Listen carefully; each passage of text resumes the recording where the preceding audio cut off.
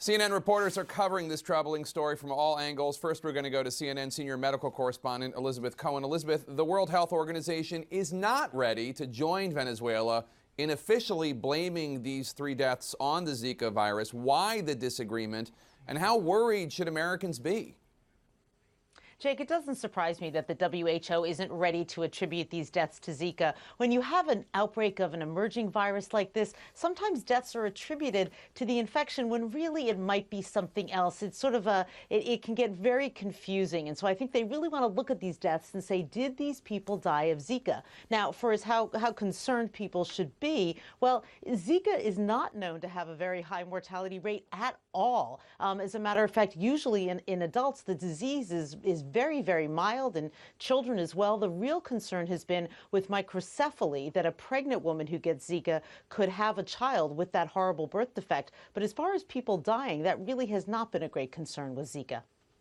All right, Elizabeth Cohen, thank you so much. Let's turn to CNN senior international correspondent Paton Walsh, who is in Rio de Janeiro, where officials are trying to combat Zika before the Summer Olympics begin this August. Nick, what is the government of Brazil saying that they will do to contain this threat before the Olympics?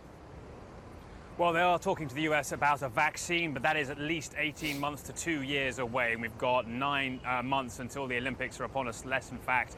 At this stage, tomorrow, we will see the Brazilian military deployed onto the streets, 220,000 of them in 350 different cities, a nationwide deployment. Their message, to try and get rid of any sense of ignorance people might still have about the disease Zika, but also remind people that the fact they're deploying the military on such a wide level means this is a serious problem. They're supposed to be trying to also combat what large pools of stagnant water they can find. But frankly, in some of the favelas, the Brazilian suburbs, poorer areas, we saw still water is so omnipresent, so hard to combat. It's going to take a nationwide effort to combat this disease. And the real issue here, Jake, is uncertainty and fear. As Elizabeth was just saying, we don't know the full medical impact of this disease just yet. We simply don't know where it could be in 8 months from now. That's got people worried about the Olympics, debating their attendance or not. The military, though, on the streets, potentially with President Rousseff as well tomorrow, to give a clear message of confidence, state involvement, and the desire to do whatever it takes to combat this outbreak right now, Jake.